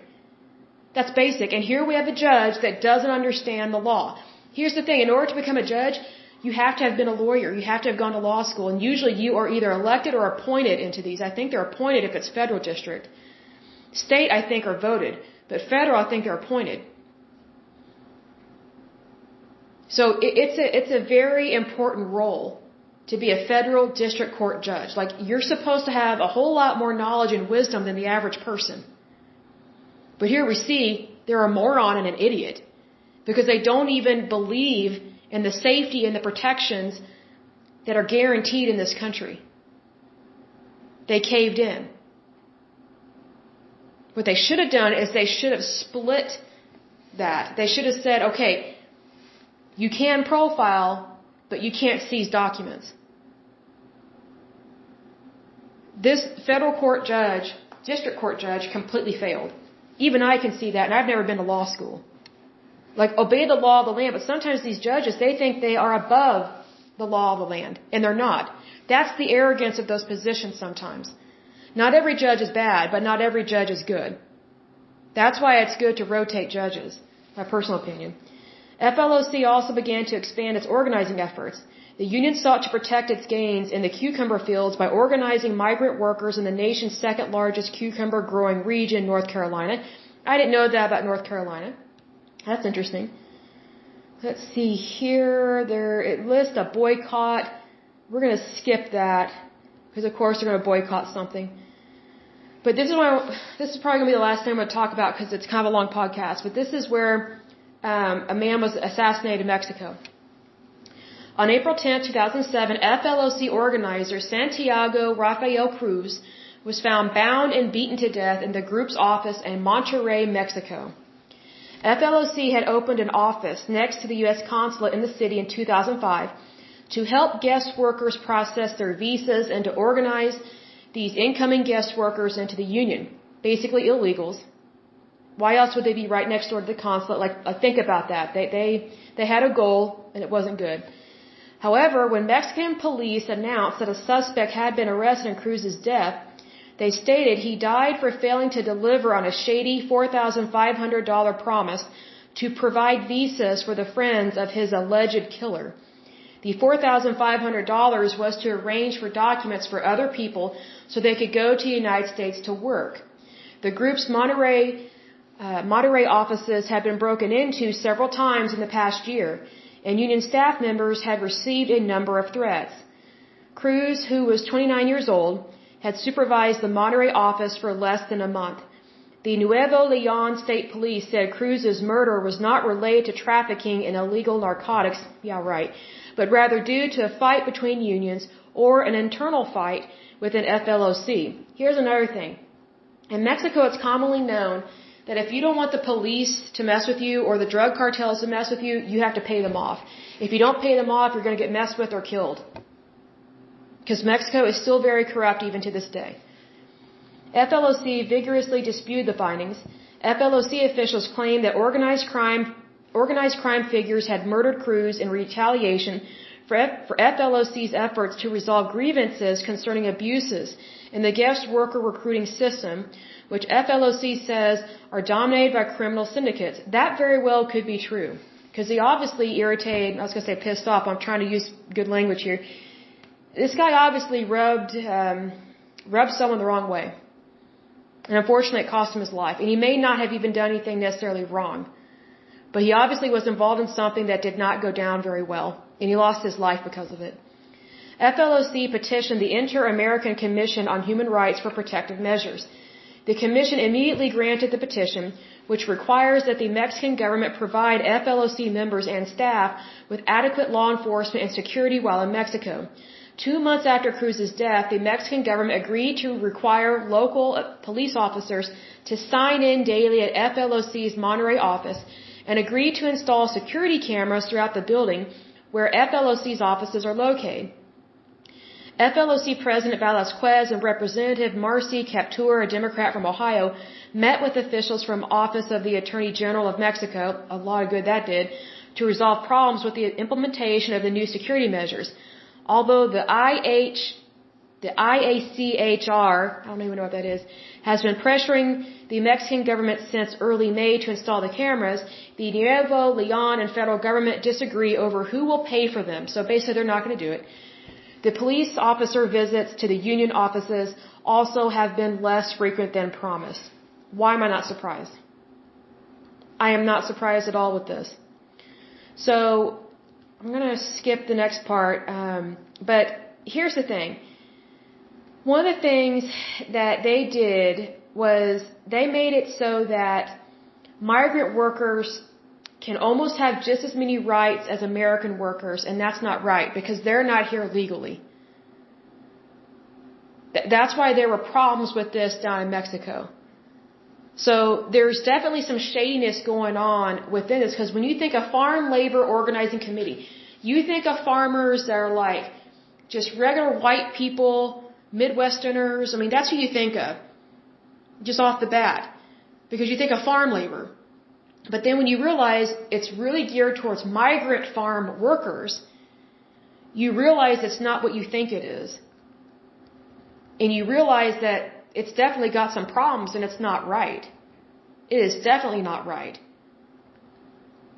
And it continues to have problems, and that's really sad because it shouldn't have problems like that.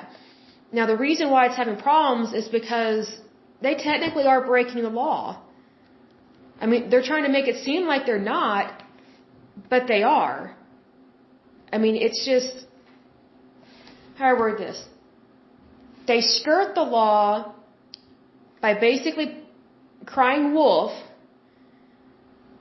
and then they latch on to a cause that pulls at your heartstrings. Well, again, we're not supposed to do everything based on our feelings and our emotions. Is it sad this guy lost his life? Yeah, but he's probably doing something probably not good. He may have been doing good, but I mean, to me it's very shady when they put their union office right next door to the U.S. consulate. They're doing that to get people in here as quickly as possible. And that's not right. They need to go through our immigration process. So that tells me they think that citizenship in the United States can be bought and sold. Pretty much everything in Mexico is shady. Even the shade down there is shady. I mean, Mexico is a beautiful country, but it is very corrupt. Like, I remember I was working at this one job several years ago. I was a front desk receptionist. I'm pretty sure I mentioned this before. And my boss, who wasn't a good boss, she's telling me that she's going to, can't remember where she said she's going, someplace down in Mexico. And I was looking, I was like, do you know that there's been a lot of tourists murdered down there, like American tourists, by gangs? She's like, oh, it's fine, we're going to a resort. It's Lesley, you just don't know what you're talking about. I'm like, really? So you don't really think that that's important, like losing your life? Like, she was such a snob. But then, like, not long after that, she came up to the front desk and said, well, my trip's off. And I was like, why? And she said, well, we're not allowed to go there. The federal government has said, hey, it's basically a no-fly zone, or you can't visit there. It's like a, I'm trying to remember what they call it, but it's on the Homeland Security website. of where it says it's a high-risk area for Americans because you could very well be murdered. And one of the things that happened down there in that area previously, and FYI, she did not go. Her and her husband did not go. But what happened was the drug cartels, they know when Americans are there, Americans can be spotted out of a crowd easily by any other country. Like, we definitely do not blend in. So these drug cartels, they were pulling over these tourist buses at gunpoint, having everybody get off the bus, by gunpoint. They did horrible, cruel things to these tourists and then shot them in the head and stole all their stuff off the bus. They brutally murdered them. They decapitated a bunch of these people that were on this one bus, and they found their heads in one spot, they found their bodies in another. That's how cruel and evil some organizations are, crime organizations are in Mexico. So what makes you think there's going to be anything good or legal or moral about trying to get migrant workers into the United States, and they plant an office right next door to our U.S. consulate? I think that's illegal because they're just setting up shop. It's just a revolving door to try and get people a hot ticket into immigration. And that's not right. The United States is not a stepping stone for people. We're a country. We are a good country. We are a wonderful, beautiful nation with many wonderful, beautiful people from all different backgrounds, all different races. But here's the thing. If you're trying to cheat us, and that's what that is, if you're trying to cheat, you're cheating our country. And that's not right. I'm all for people coming here legally. That's great. Because I would expect to be held to the same accountability standards if I was to immigrate to another country. Like, I'll give you an example. I thought about immigrating to Canada one time because I couldn't find a job. I was like, well, I'll see what Canada has to offer. I tell you what, they didn't want me at all. They don't really want Americans in Canada. And what does that say about Canada and how they view Americans? They really only want Europeans there to immigrate there, at least at that time. And then if you are European, you have to prove that you're super smart and brilliant. Like, you have to prove you've been to university. Like, you can't just get into Canada and be ignorant or be a farmer or a migrant worker. It's not like the United States where you can sneak in. Canada, oh man, it's way more difficult. Canada tells people no all the time. Does anyone call them out on it? No. Not at all. What's interesting is that they tell a bunch of people no, but then the Canadian government, they actually let in all these Muslims, and there's this one young guy, he had actually murdered a bunch of people over in the Middle East, and he was brought over to Canada, and he was being held in prison, and then the Canadian government, this is how stupid they are and how socialist and evil they are, their government there in Canada. This guy actually sued the Canadian government. See, here's how he escaped death. He was killing all these people over in the Middle East, this Muslim guy, and it's like once he realized he was going to get killed either by the United States or Canada, by soldiers, he threw his gun down and said, I surrender. Well, if they surrender, it's like you can't kill them. Like, why not go ahead and shoot them? They're murderers. Like, he was just playing the system. He's a scammer. He totally knew that all he had to do, he could kill as many people as he wanted, be brutal as much as he wanted to Christians. And the moment he gets caught or semi-caught, he just goes, oh, I repent, or how to describe it? Like, I give up or whatever. Whatever words that they use. I'm not sure if they say I surrender, but they basically just throw up their hands. They throw up a fake white flag, basically. So then they get thrown into custody because they know that they can be taken to another country, one of these nicer countries. And so what this guy did, he was in prison for I don't know how long, and then he ended up suing the Canadian government, claiming injustice. Yet he's a murderer, a brutal, evil, wicked murderer, and then he got out of prison. Why he got out, I don't know. He should have been executed. First of all, he should have been executed on the battlefield. And secondly, he should have been executed back when he got in Canada.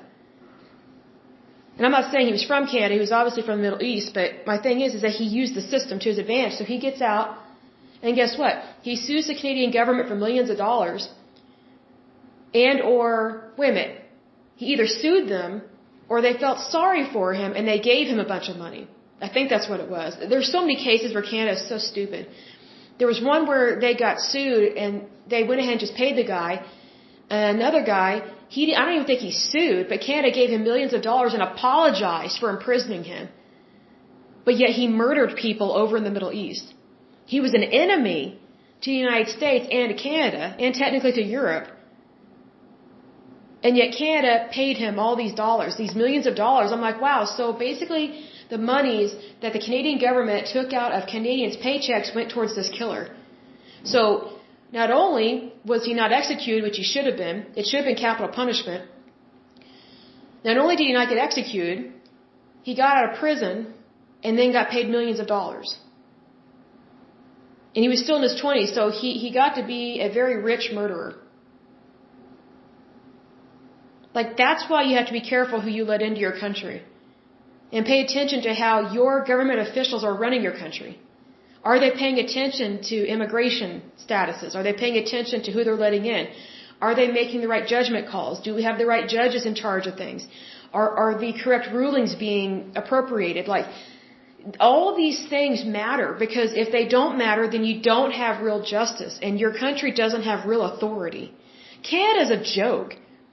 Like, everybody knows. I remember as a kid and even as a teenager, it was commonly known that if ever there was a draft and you did not want to serve in the U.S. military, just be a coward, be yellow, and go to Canada. They'll take you. Or if you turned 18 and you did not want to sign up for the draft, even if we were in war, you could just go to Canada. That's if they don't track you down. But Canada takes in people like that. What does that say about Canada? Are there good people from Canada? Sure. But Canada is known for two things, big time. Socialism, their lack of taking in smart immigrants, and then if you don't want to fight in your military, you can be a coward and go escape there and live the high life, while your brothers and sisters of your country go out and fight and possibly die for your freedom. That's the thing. I mean, what does that say about Canada? That's why we have to be careful with stuff like this, because it really does matter. Because there's always a cause and effect to this. Like when I heard about that guy, that horrible murderer, that young Muslim guy, when I heard he got millions of dollars from Canada, from the government, and they apologized to him, they actually apologized for arresting him, for imprisoning him. You know what that would be like? That would be like us, arresting Osama bin Laden and then freeing him from prison and then giving him millions of dollars and apologizing for arresting him. When he was the mastermind of murdering so many Americans. That's what that's like. It is such a slap in the face to your people.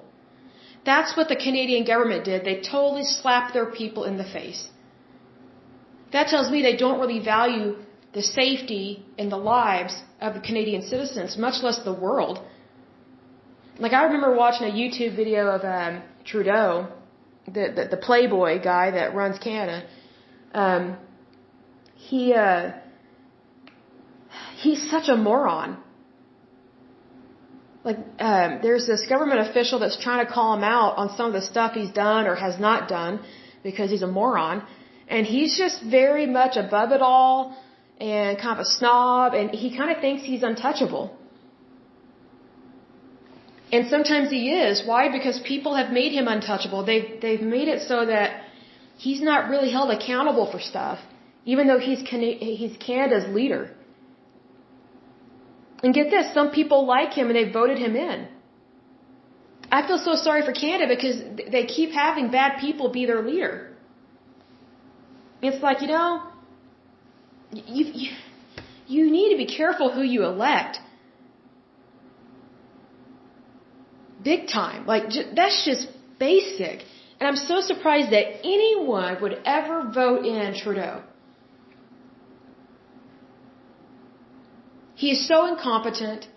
He's such a socialist. There's one YouTube video of him. This was, I don't know how many years ago, but this reporter, this really nice young lady, she was asking him a question, instead of answering her question, he corrected her grammar and very rudely about pronouns. Because you remember, Canada has been having a problem with pronouns. So basically, they're trying to reassign gender pronouns to people. They don't believe in he and she. It's like, look, you're either male or female. Okay, like your DNA says that. If you were to take a blood sample from someone and you don't even know, like you don't even get to see the person, you don't get to see their name, you don't get to see their body build, nothing. If all you have is a vial of their blood and you look at it and you run a test to see if it's male or female, you're only going to see one of two things. It's either male or female. And guess what? You don't get to choose that. You're born that way. But Trudeau, he's into this transgenderism, LGBTQ, XYZ, 1, 2, 3, 4, 5, 6, whatever numbers and alphabet letters they have in there. I don't get it. I don't understand it. Because what I don't understand about the transgender movement and the mentality is that they claim they're born this way and they're just trying to be who they were born to be. I'm like, no, you're not. You're mutilating your body. Because if you're trying to be who you were born to be, you would go with who your DNA says you are. And let me give an example. Let's say, for example, I think there's that 23andMe or something like that, like Ancestry.com and those things. Like if you send in your blood or your DNA, they can tell you if you're British, like your ancestor is British, French, Wales, Irish, Russian, Ukrainian, Polish, whatever, Eskimo, African American. Let's say you get a panel of what you are from your DNA. Let's say you're completely European. You are Scottish. Let's say you're Scottish and French. If you were to go through the transgenderism kind of thinking, let's say you say, well, I want to be who I'm born to be. So I'm going to say I'm Mexican. So I'm going to do everything I can to force myself to look Mexican. I'm going to change my body. I'm going to change my skin color. I'm going to change my eye color to be brown eye, dark skin, dark hair. Even though most Europeans do not look like that. But if you think the way a transgender person thinks, you fool yourself into thinking, oh, I'm born to be this way, so I'm going to do everything I can to force my body to be something else. Well, guess what? If you're having to try and force your body, the outside, to be something that's not born that way, then guess what? You're not trying to be who you were born to be. It's like, why can't you just accept who you are? See, because here's the thing. What happens a lot with these transgenders and also homosexual men, I haven't found this so much with homosexual women like with lesbians, but with homosexual men and transgenders, they just browbeat you, accept me for who I was born to be. I was like, I respect you regardless of what you are, but you're not even trying to be who you were born to be. You're changing your sex and you're changing your sexual identity based on feelings and emotions and all this stuff. Like, that's not relevant. That's not right. Like, they keep tooting this horn, oh, you have to do what I say. No, I don't. You tell me to, respect who you were born to be or what you were born as, but you're not even respecting yourself. It's the same thing with Trudeau up in Canada. He is totally disrespecting all of his citizens by pulling the whole, oh, we're going to redo pronouns in the English language or whatever language they speak up there, which is French and English. But it's like, you can't do that to people. People are people, they're human beings. And here's the thing, if someone's wanting to change their sex, I think they have problems. They need help. Because if you're wanting to change your sexual identity like that, and that is really extreme, then you're not willing to be who you were born to be because your DNA tells you whether you're a male or female. So why not embrace who God made you to be? And then there may be some that say, well, I don't believe in God. It doesn't matter. Your DNA doesn't lie. You're either male or female. It's just like when you donate blood. I'm trying to think how many different blood types there are. Let me look up here. Blood types. I'm going to look up here. Okay, so there's A, B, and O, and I think there's O positive or negative. I'm trying to remember what I am, because I used to donate a lot of blood when I was younger. But my point is this: let's say if you're type A, that's what you're born to be, is type A. That's just what you are. Oh wow, there's a whole bunch. Oh wow, this A positive, A negative, B positive, B negative, AB positive, AB negative, O positive, and O negative. I didn't know there were that many. That's really cool. I learned something new. There's 8 possible blood types. But here's the thing. Let's say you're A positive and you want to be B negative. You can't change that. That's who you are naturally. Like, you can't change your DNA. You can't change any of this. So whenever people try and say, oh, well, I'm going through, transitioning. Well, guess what? In order to transition, they have to take these hormones. They have to force their body to do something it's not naturally doing. What does that tell me? They're trying to force their body to do something that's unnatural. It's going the opposite of what their body was naturally born to do. So that tells me they're not trying to be who they were born to be. And I'll say this, if you are sexually confused, number one, I would pray about it, especially if you don't believe in God. I still think you should pray, because you need a lot of help with this. But here's the thing. If you are confused sexually, I really think you should hold off on changing your identity. Because if you start changing yourself when you are confused in any way in your life, you might be choosing the wrong avenue. And when it comes to sexual reassignment, and it really grosses me out with this stuff, they mutilate your body. Like, there are people that have switched from being a male to a female, or a female to a male, and then they regret their decision. But guess what? I don't know if they can ever go back. I don't know if you can undo that. Look, surgery is surgery. I know that might sound extreme, but it is. But it's just, I apologize. I don't mean to get off topic, but, talking about Trudeau,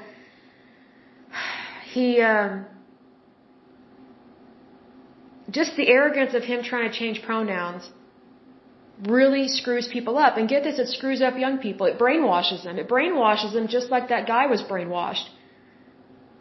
At the age of 6 or 12, going on strike for the first time or whatever, a 12-year-old, like, they don't know to do that.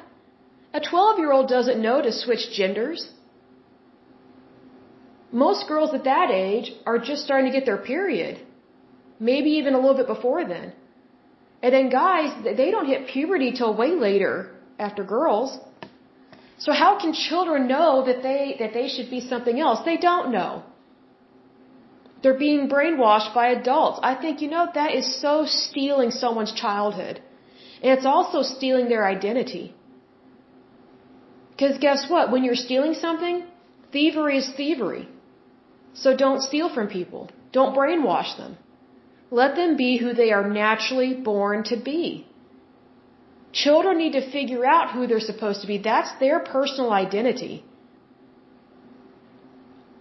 And I don't think it's right for adults to do some of the things that they're doing with these kids.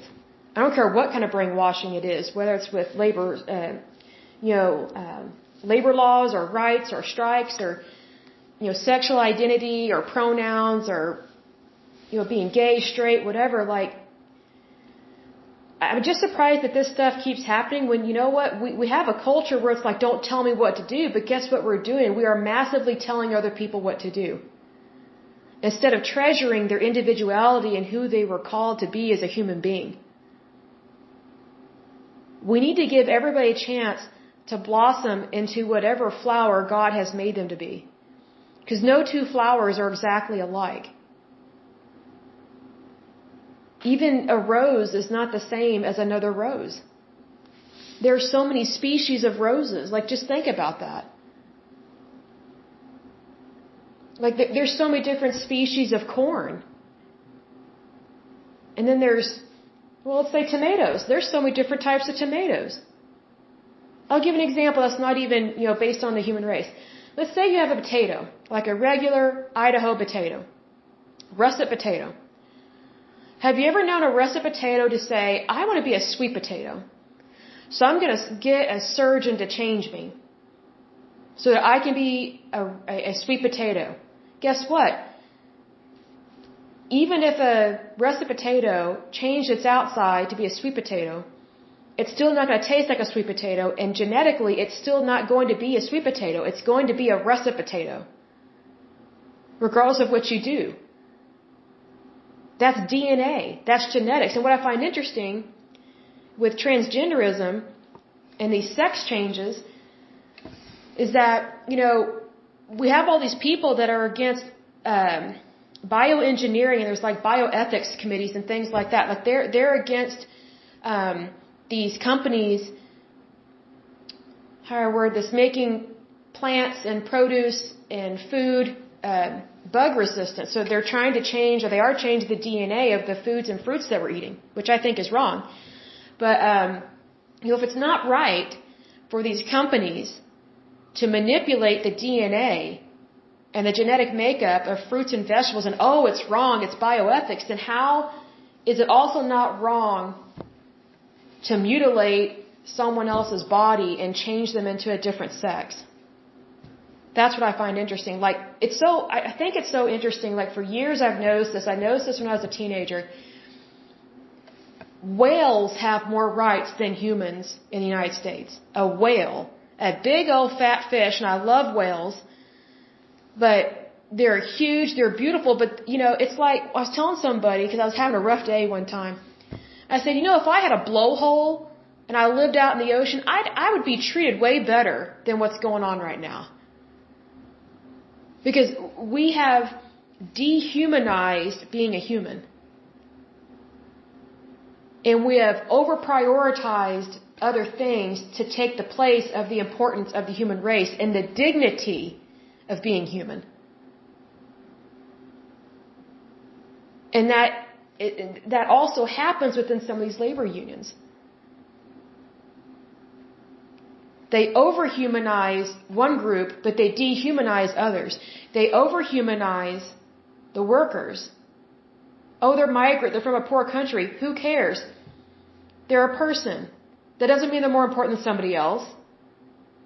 But what these labor unions do, they overhumanize and create favoritism for one group, and then they dehumanize corporate America, corporate companies, private business owners, entrepreneurs, board members, committees, and they think they have the right to do that. It's not right. It's not right at all. It never has been, never will be. But I will go ahead and end this podcast because I didn't realize we're getting close to 2 hours, but this was a really good one. It's very interesting. The next one is going to be the Gay and Lesbian Labor Activist Network. That one should be interesting, for sure. But anyway, I will go ahead and end this podcast. But until next time, I pray that you're happy, healthy, and whole, that you have a wonderful day and a wonderful week. Thank you so much. Bye-bye.